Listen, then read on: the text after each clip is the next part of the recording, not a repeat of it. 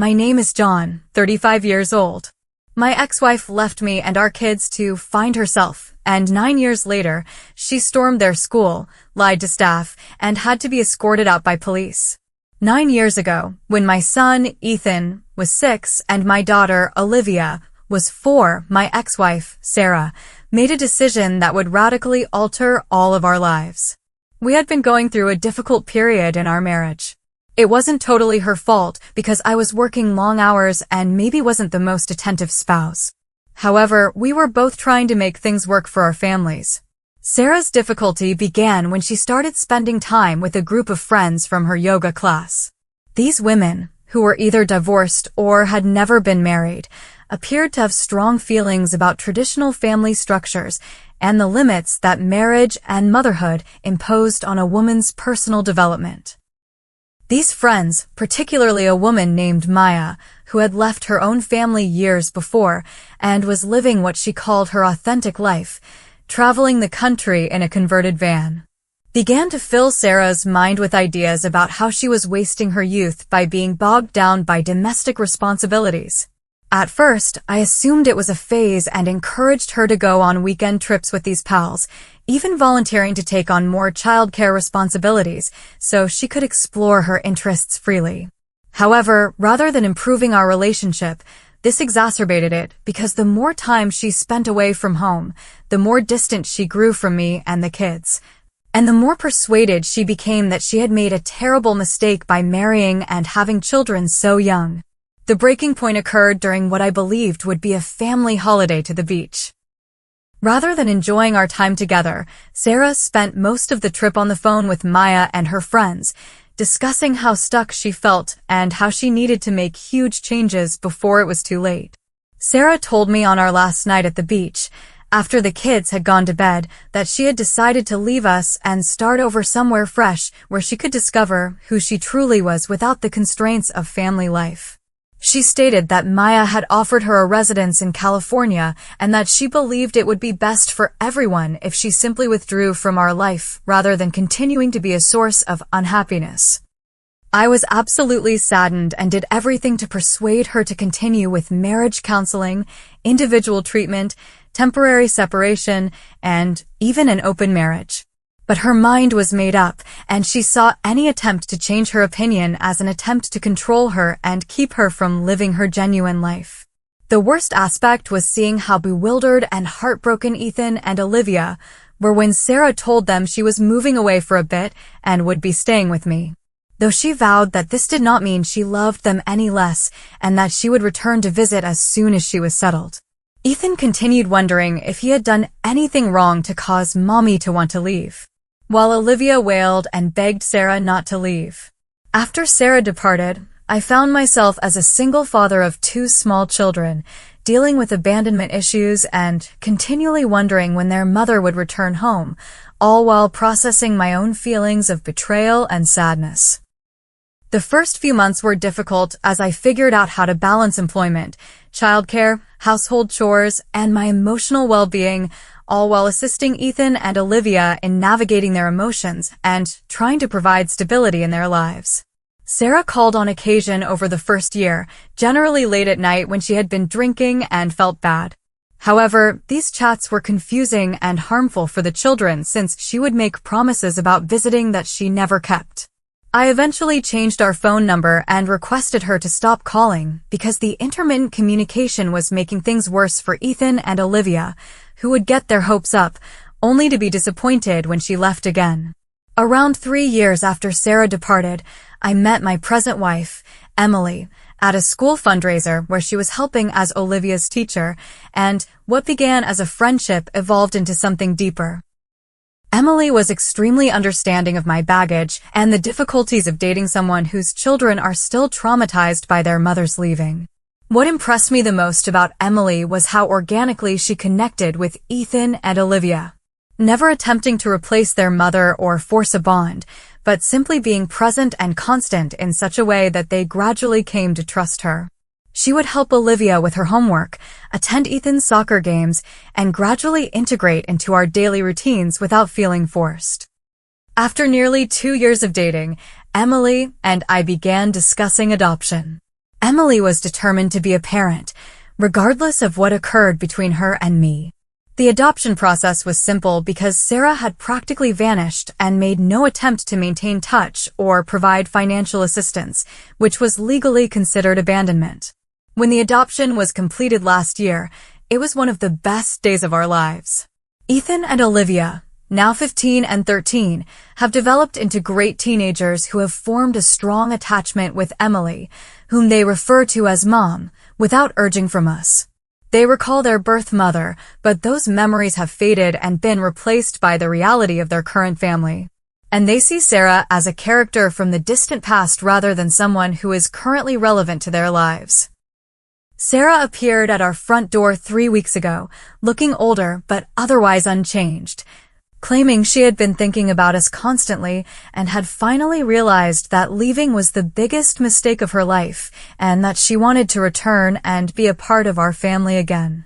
She explained that she had spent 9 years traveling the country, working various jobs, exploring different lifestyles and relationships in an attempt to find herself, but nothing had provided the satisfaction she expected. And she had gradually realized that the happiness she was looking for had always been right here with us. I was surprised to see her because I thought she had moved on entirely. I invited her in for coffee and asked Emily to come home early so that we could discuss how to deal with this together. Emily was wonderfully cordial despite her discomfort with Sarah's unexpected reappearance. Sarah appeared really sorry and admitted she had made a terrible mistake.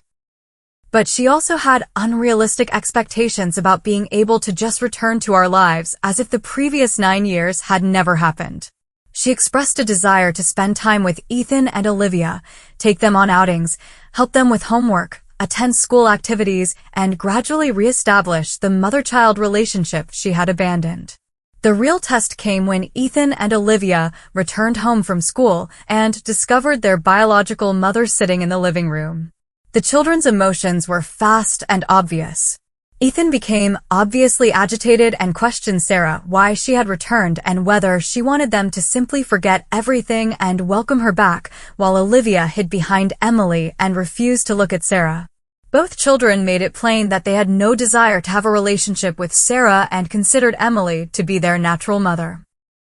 Sarah was upset by their rejection and attempted to explain that she understood their outrage and was prepared to take things carefully. But Ethan intervened, saying there was nothing she could do to compensate for the 9-year absence and that they already had a mother who cared for them. After Sarah left, Emily and I had a lengthy chat with the kids about what they wanted us to do, emphasizing that we would support whatever decision they made and that they should not feel compelled to have a connection with Sarah if they did not wish to. Both Ethan and Olivia were insistent that they wanted nothing to do with Sarah, didn't want her coming to our house or contacting them at school, and asked us to make sure she realized they were content with their existing family and didn't need her. So, this is where I might be the problem. I phoned Sarah and informed her that while I understood her desire to reconnect, the kids had expressed their feelings clearly and I would respect their wishes rather than force them into a relationship against their choice. I explained that they were old enough to make their own decisions about who they wanted in their life, and that after 9 years of having a solid family with Emily, they didn't want to break it for someone who had voluntarily left. Sarah grew enraged and accused me of poisoning the children against her, stopping her from exercising her parental rights, and threatening legal action to compel visits or seek partial custody. Though I'm not sure she has any legal standing after abandoning them and allowing Emily to adopt them. I honestly don't know if I'm doing the correct thing. And I keep second-guessing myself, because while I believe Sarah's sudden desire to be a mother again stems from guilt rather than genuine care for Ethan and Olivia's well-being, I wonder if I'm depriving them of the opportunity to connect with their original mother. Following the sensible comments I received, I decided to schedule consultations with a family attorney and an adoption therapist to ensure I was approaching this with Ethan and Olivia's best interests in mind rather than simply responding emotionally. The legal session was extremely informative and a big relief because the attorney confirmed what many had suggested. Sarah's legal rights as a parent were essentially terminated when she abandoned the children, and Emily was free to adopt them without Sarah's permission. In our jurisdiction, parental rights can be revoked for abandonment if a parent has not communicated for more than a year and has failed to provide financial assistance, both of which plainly apply to Sarah. Practically speaking, Sarah has no legal standing to demand visitation or custody. And any attempt to challenge the adoption would require her to demonstrate that she was prevented from maintaining contact against her will, which is obviously not the case because she chose to leave and made no effort to stay in touch. I phoned Sarah to have a straight chat about the truth of the issue, believing that if I communicated the legal realities and the children's choices, she would recognize that continuing with this would be pointless and potentially damaging. The talk did not proceed as planned, but it did provide insight into Sarah's thoughts. When I explained that adoption had legally terminated her parental rights, Sarah became enraged and accused me of using legal jargon to keep her separated from her children, as if the adoption was a bureaucratic ruse rather than a natural result of her neglect. What became evident was that Sarah had created a narrative about her leaving that minimized her culpability while emphasizing external causes, such as her friends' recommendations and mental health issues. She continued referring to leaving as something that happened to her rather than a decision she made. And she appeared shocked that there would be long-term effects. She also had excessive hopes for repairing ties with Ethan and Olivia, mentioning her desire to take them on excursions and assist with college plans, as if the previous 9 years had been a minor interruption rather than the majority of their conscious memories. When I explained that both children had made it clear that they did not want contact and that I would respect their wishes, Sarah burst into tears, saying she understood their anger, but was a different person now and deserved a chance to prove she could be the mother they needed. Instead of threatening legal action, Sarah inquired whether there was any way to contact Ethan and Olivia indirectly, such as through letters or phone conversations, so that she could apologize without forcing them to meet in person. I assured her I would talk to Emily and the kids about it, emphasizing that any communication would be fully voluntary and could end at any point if it became unpleasant. When I brought this up with Ethan and Olivia, their reactions were varied, but just as strong. Olivia determined, after several family discussions and a therapy session, that she would accept Sarah's phone number and possibly chat on occasion. But only if Sarah knew that this did not imply Olivia desired a relationship or was open to in-person encounters. Ethan remained adamantly opposed to any contact, and I made it clear to Sarah that she had to follow his decision entirely. So, I gave Sarah Olivia's phone number yesterday, and Ethan agreed to offer his number as well. But he made it clear that he was not pledging to answer calls and might change his mind at any time. I also put clear limits on when and how frequently Sarah might call, asking her to limit contact to once or twice a week and to avoid calling during school hours or late at night. Sarah was extremely happy for this compromise and vowed to respect the kids' boundaries and not press them for more interaction than they were comfortable with. Though I'm uncertain that she'll actually adhere to these restrictions given how eager she seemed to want to reconnect. I'm not sure whether I made the correct decision. Part of me is concerned that any interaction may give Sarah false optimism that she would be able to work her way back into a more major role, leading to further disappointment and conflict. At the same time, I don't want to make this decision for Ethan and Olivia, especially when Olivia showed genuine interest in limited contact. I guess we'll see how this goes, but I wanted to inform everyone who has been following our situation and let you know that your advice about prioritizing the children's mental well-being has been quite helpful. We had agreed to allow Sarah limited phone contact with the understanding that communication would be purely voluntary and that she would adhere to our established frequency and scheduling guidelines. For the first few days, it appeared to operate fairly effectively. Sarah contacted Olivia twice this week, and she answered both times, engaging in brief but polite chats about school and her interests. Olivia later told me that the chat seemed awkward and forced, and she didn't know what to say to someone who was essentially a stranger, but kept referring to herself as Olivia's mother. Ethan kept his word and refused to answer Sarah's calls, finally blocking her phone after she called numerous times in one day, which I thought was a sensible method to preserve his boundaries. The problem began this week when Olivia, dealing with midterm exams and a big presentation she was nervous about. Stopped answering Sarah's calls because she was busy studying and didn't have the emotional energy for what she described as awkward conversations with someone who doesn't really know me. Instead of understanding that a 13-year-old may have other priorities, Sarah became increasingly anxious about not reaching Olivia and began calling more frequently. Olivia showed me some of these voicemails, which were troubling since Sarah seemed very passionate and almost frantic, stressing about how much she missed Olivia and how essential these discussions were to her mental health and hopes of mending their relationship. One letter particularly disturbed me because Sarah stated that she had been looking forward to their conversations all week and that not hearing from Olivia was bringing back all of her feelings of loss and sorrow. When I asked Olivia about the voicemails, she revealed that they were making her feel guilty and worried and that she was beginning to regret agreeing to any contact since she thought Sarah expected more than she could or would give. She admitted that talking to Sarah seemed like homework rather than something she wanted to do. I informed Olivia that she owed Sarah nothing and that she could stop receiving calls at any time without feeling guilty. And we agreed she would take a break from phone communication to focus on her academics and give herself time to consider whether she wanted to continue with this arrangement.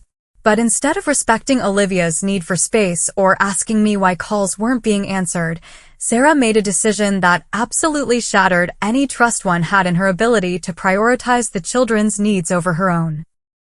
Yesterday afternoon, I received a call from Olivia's school counselor informing me that an unknown woman had arrived at the school, claiming to be Olivia's mother and demanding to see her, and that the school had to call security when the woman became agitated and refused to leave when told she was not authorized to visit Olivia.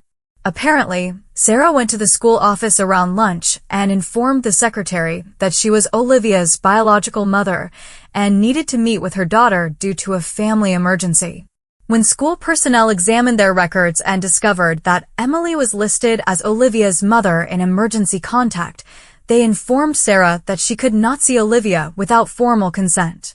According to the counselor, Sarah grew enraged and began arguing with staff, claiming that there had been an error in their records, that she was Olivia's biological mother and had every right to see her kid, and that the school was interfering with her parental rights. Sarah appears to have attempted to hunt for Olivia on her own, strolling down corridors and looking into classes, prompting the school to call security and eventually police to accompany her off campus. Olivia was clearly unhappy and embarrassed when I picked her up from school, and she kept questioning why Sarah had gone to her school and whether Sarah would continue to show up in places where Olivia was supposed to feel safe. She also stated that she felt it was somehow her fault for not returning Sarah's calls, which broke my heart because a 13-year-old should never feel accountable for an adult's inappropriate actions. I immediately contacted Sarah and told her unequivocally that attending Olivia's school was utterly unacceptable, that she had breached every limit we had set and undermined our faith in her. I stated that Olivia had been terrified by her actions, which had resulted in the very drama we were attempting to prevent. Sarah's reaction was defensive and emotional, stating she was worried about Olivia because she hadn't heard from her in several days and just wanted to make sure Olivia was okay and that she hadn't meant to put her under pressure with the voicemails.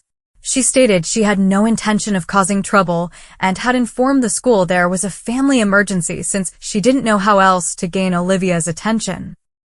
When I pointed out that there was no family emergency and that she had essentially lied to school officials and attempted to circumvent safety protocols, Sarah said that not being able to communicate with her daughter felt like an emergency to her, and she didn't understand why everyone was making this so difficult when all she wanted was a relationship with her children. This response demonstrated how profoundly Sarah misunderstood the situation and how self-centered her approach has been. She sees any impediment to immediate access to Ethan and Olivia as an unfair violation of her rights as a mother, rather than acknowledging that her children are persons with their own feelings and rights to privacy and safety. I informed Sarah that her behavior at school had precluded any potential of ongoing phone communication and that she needed to stay completely away from our family, including not showing up anywhere where the kids could be. I also told her that if she crossed these boundaries again, I would file a restraining order. Sarah became enraged and began crying, accusing me of being cruel and exploiting her mistake to punish her and keep her separated from her children indefinitely.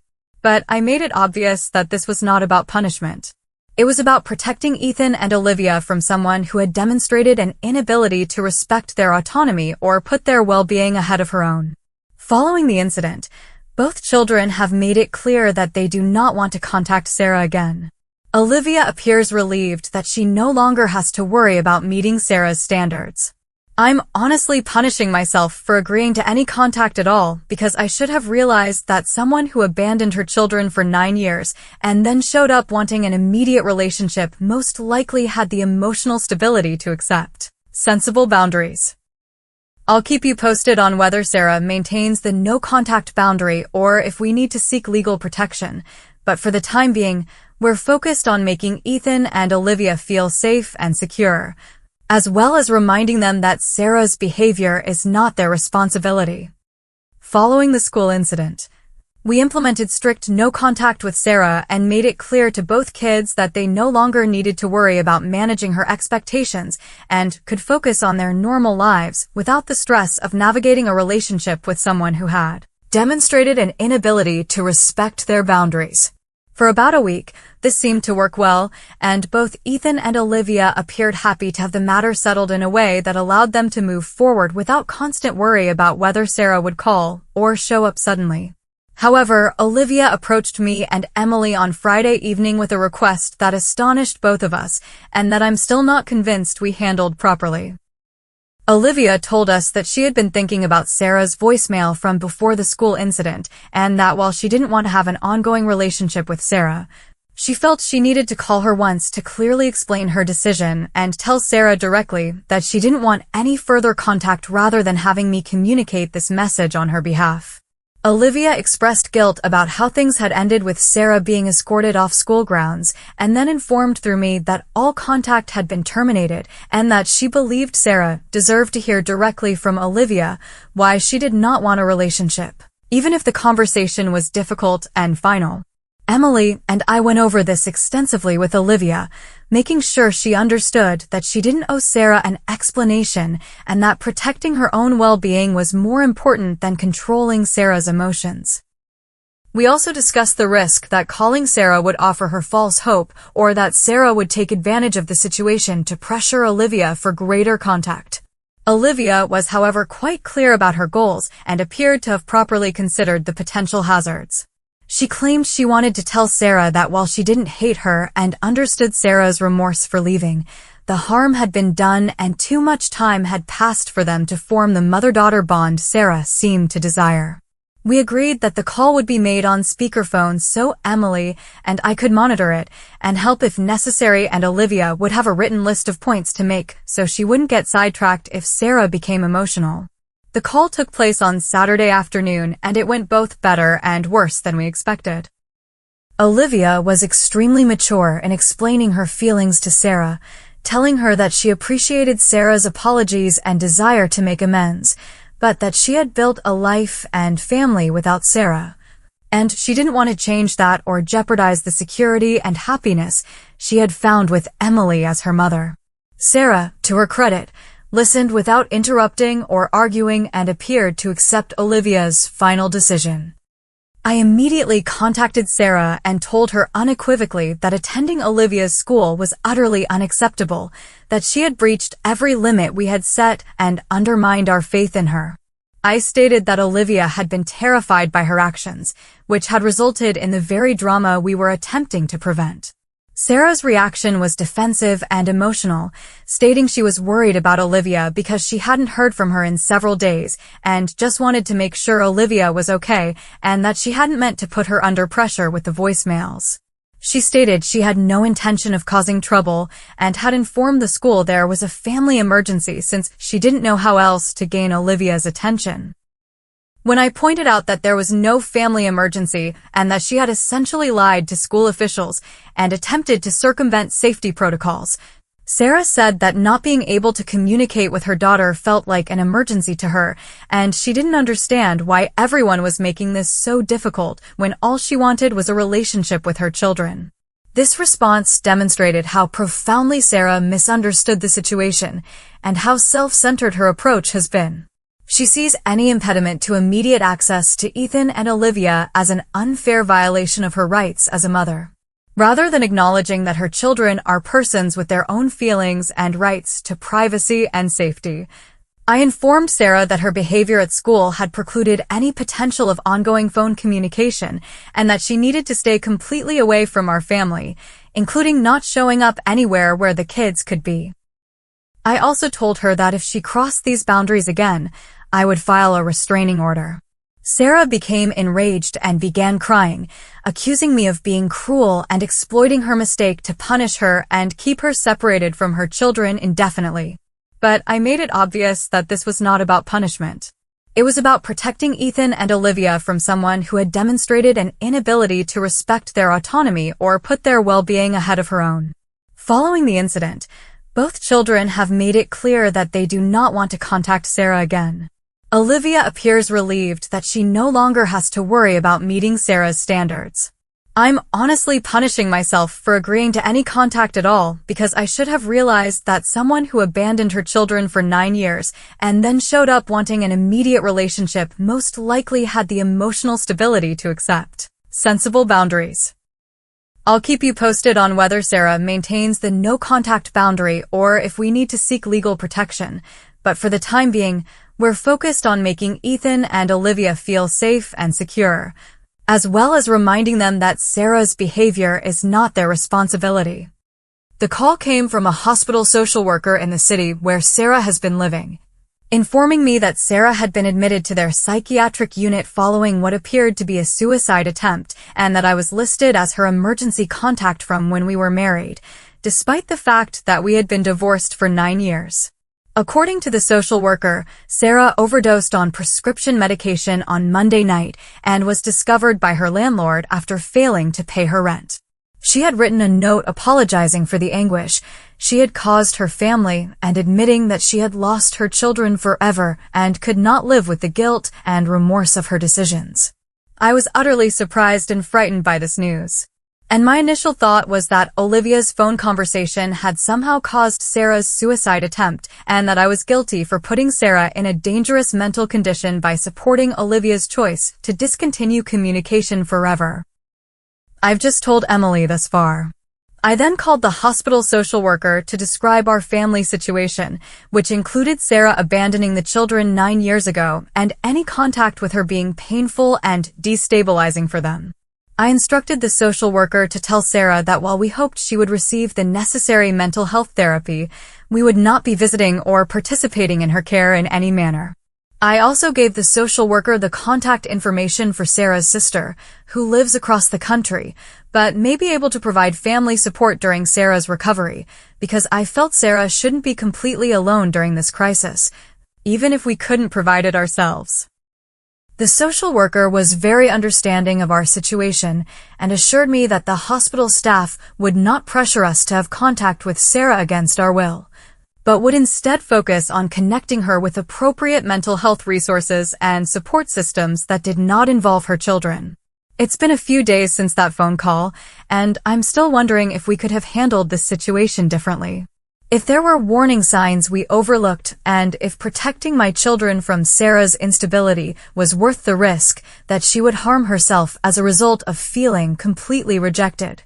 I wanted to update everyone who has been following our story because this development clearly alters the nature of the situation, and I'm hoping that sharing our experience will be beneficial to other families dealing with similar challenges involving estranged parents who want to reconnect with children who have moved on with their lives.